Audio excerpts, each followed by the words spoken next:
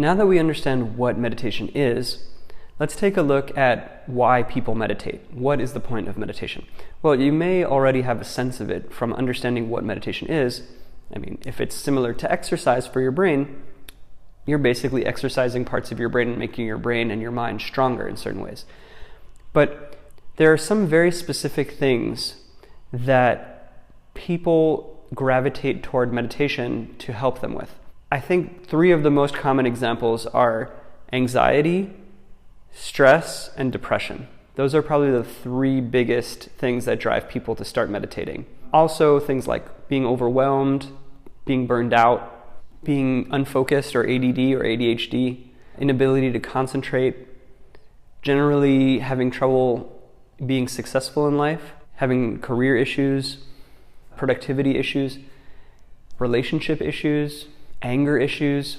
These are all things that people gravitate toward meditation to help them with. These are all things that are helped in a very fundamental way through meditation. One of the things that all of these issues has in common is that they're very much all based in the mind. Anger, anxiety, stress, these are all very much mental issues.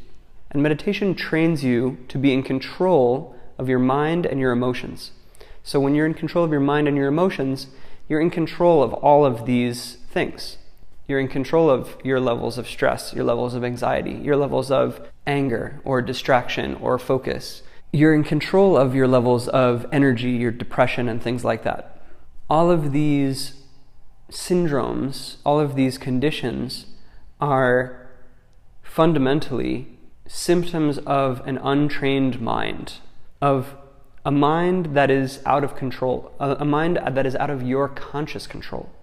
Because if you had conscious control of your mind and your emotions, why would you decide to be depressed? Why would you decide to be anxious? Why would you decide to be all of these things? You wouldn't. You would decide to be happy. You would decide to be joyful. You would decide to be loving and everything that's good. That's what meditation allows you to do. It allows you to have enough awareness of what's going on inside your own mind, inside of your own brain, that you gain conscious control of how your mind goes and how your emotions go. Meditation makes you a master of your own mind and a master of your own emotions. It's pretty amazing. And these are just some of the most obvious benefits of meditation, but they're not even the most profound. There are some other really profound benefits to meditation. As an example, increasing your capacity for love.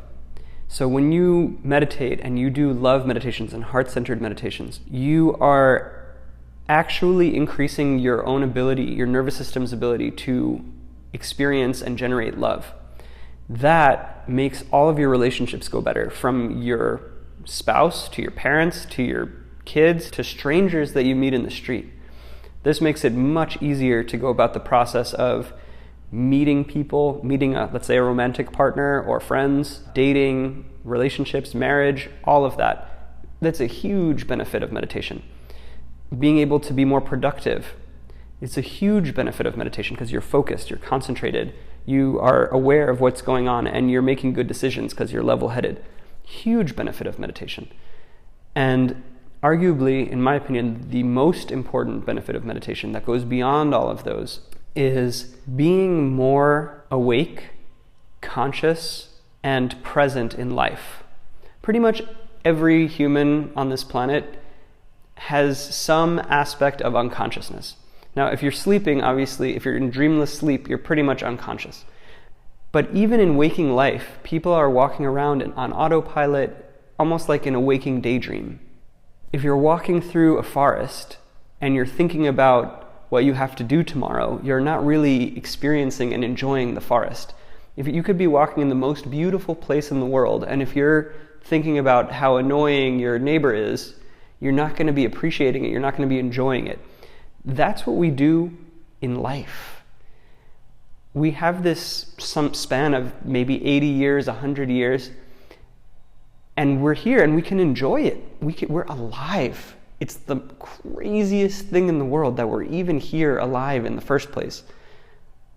And you're just lucky enough to be able to experience that, being alive. But we get lost in these minutiae, these details. Oh, this thing is annoying, and that thing sucks, and I have to do this tomorrow, and that was embarrassing yesterday, and all of these things that we're thinking about, it distracts us from the basic appreciation of being alive.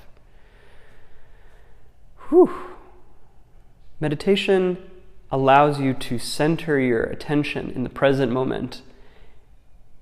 And when you do that, you start to really shed all of this baggage and all of this mental noise that's distracting you from the basic appreciation for being alive, and you become happier in the most profound way, because you're not happy because you bought a new car. You're not happy because somebody gave you a compliment. You're happy because you're alive. It's the most profound happiness that we can experience as humans, the most basic happiness that we can experience. And you can experience it every moment that you're alive, no matter what's going on. That, to me, is the most important benefit of meditation and the most profound benefit of meditation. Because all the other stuff, relationships, productivity, all that stuff is great on a surface level. But underneath it all, the most important thing is that you're happy just being alive, that you appreciate this beautiful gift of life that we were all given. That is why people meditate. That is why people have been meditating for thousands of years.